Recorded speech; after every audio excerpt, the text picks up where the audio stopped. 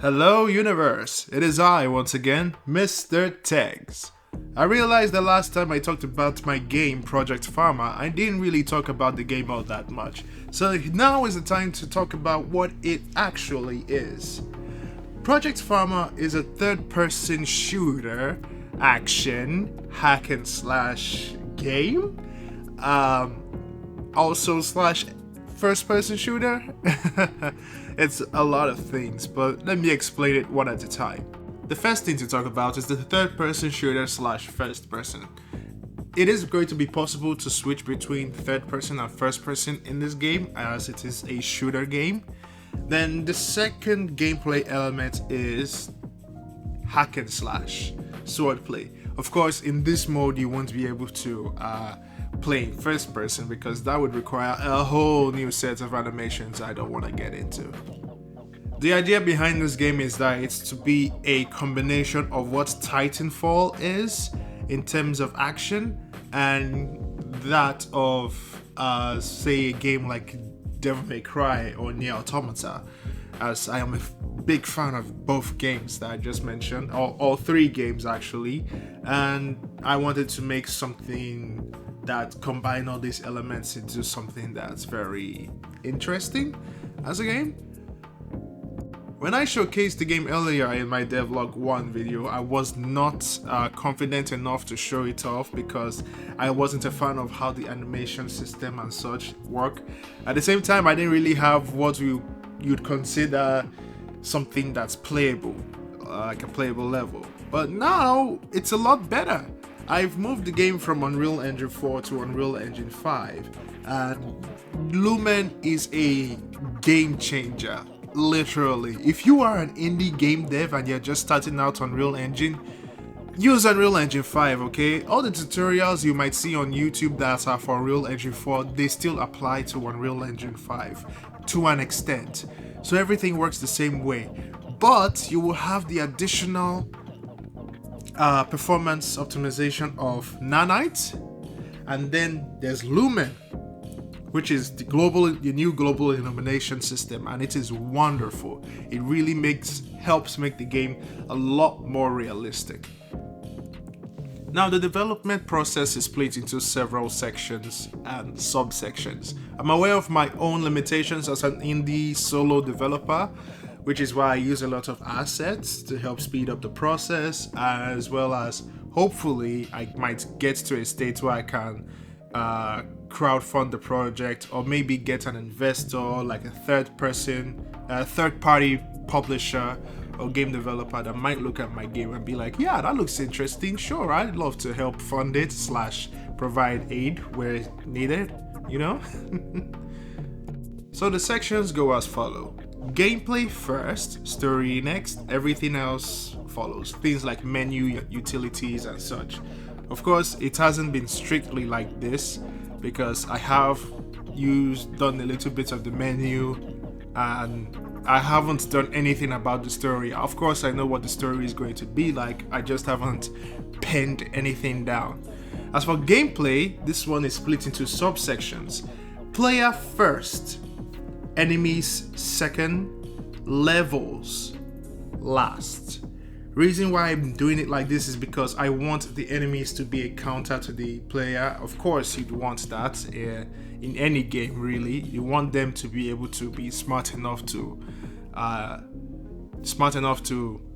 surround, attack, formulate strategy, or something like that. Of course, AI is far too complicated to go to something that's realistic. But I'm trying my best to try and make the game interesting.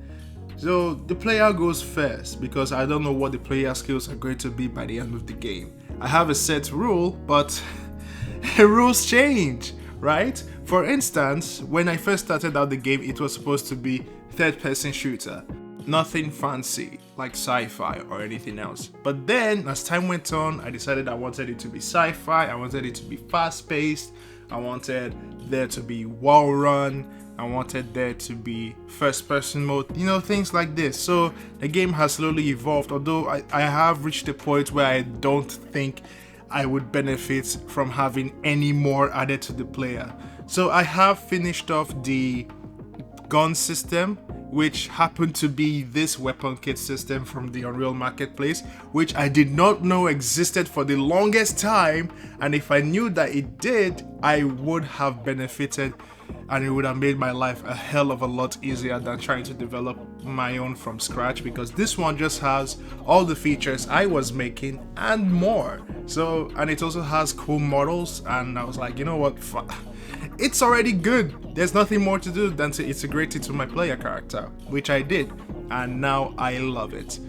Now the next thing was to implement the Walrus System, and I did showcase a mini devlog showing the Walrus System I was trying to develop on my own, but it required a lot of math calculation, and it was something that I just couldn't figure out. Although it did look like I was going somewhat in the right direction, it didn't feel all that right.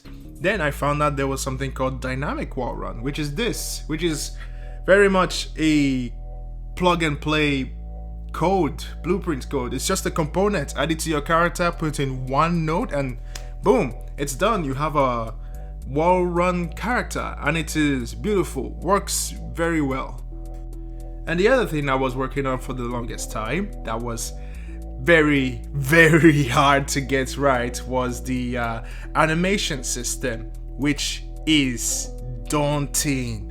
It's never as easy as just create an 8 blend space, because there were so many things like crouch or pick up, and it never felt right. It felt so stiff, the animation. Like I have several videos of how the animation of my character looked before and now, because now I'm no longer using my own animation system that I'm creating from scratch. I'm using the advanced locomotion system, and I'm trying to edit it so that it doesn't look as generic in the final game. I don't want it to be like start the game and go, oh, it's ALS, and then move on.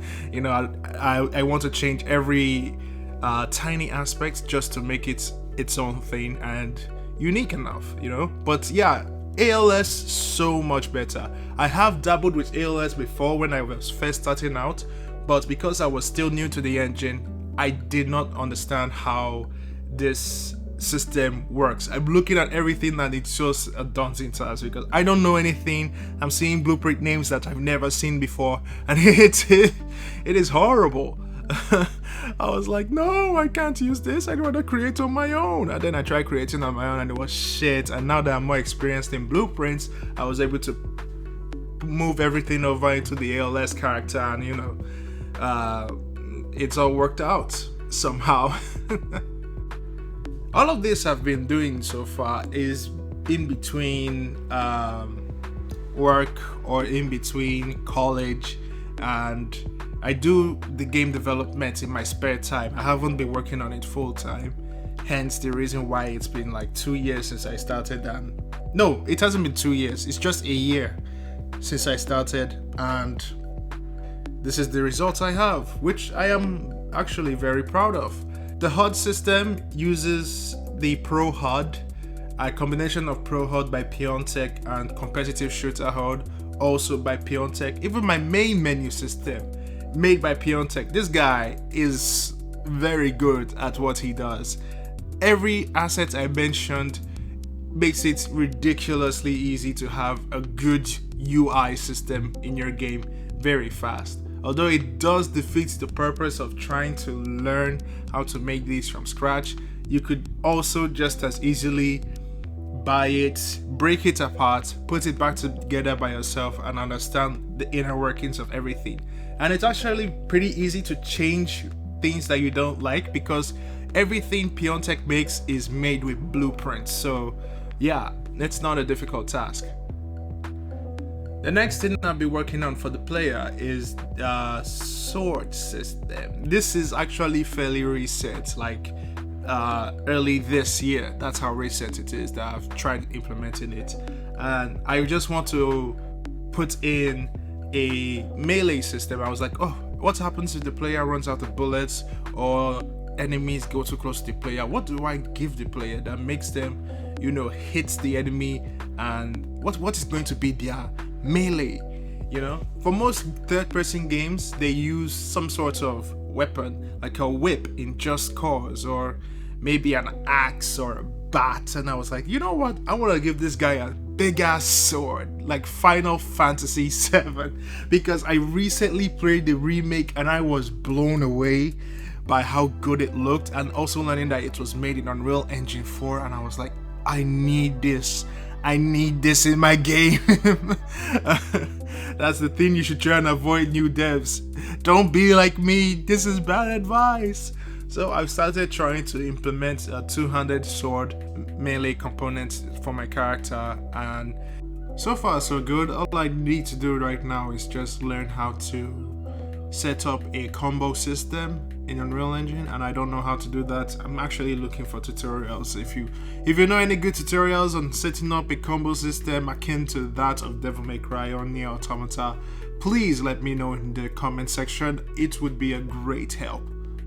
Now, so far so good. These are all the things that I have done so far, and it doesn't feel like I've made that much progress in the grand scheme of things. But take note, I am still kind of new to Unreal Engine. I haven't had any formal training, neither have I taken any courses online. Most of what I've learned is through tutorials on YouTube, as well as reading documentations and, well, asking questions in forums and things like that. So this is all I've accomplished within a year of spare time, and you know, it's okay. I hope it's okay. I don't know, would somebody in my position usually do more than this? I don't know. I spent a lot of time trying to make one thing and then realizing that there was an easier, better solution elsewhere, and then replacing that thing that I was working for like a month or so. So yeah, my next goal after finishing implementing the melee system is to create the enemies and bosses. You know, I want to really go in on that, create interesting enemies and interesting mini bosses or bosses. And AI is very fickle code, but I will do my best to create something that's interesting. Well, that's it. That's the end of my video. If you enjoyed what you saw, why not subscribe and join me on my journey to become a full-fledged game developer and release my first game. Although I don't plan on making more devlogs anytime soon, because I want each devlog to be a milestone of what I've done so far. So while you might not be seeing any anytime soon, I will try experimenting with other forms of video content, like my animated shorts and stuff like that. And with that said, this has been Mr. Tex, thanking you once again for watching and signing off. Sayonara.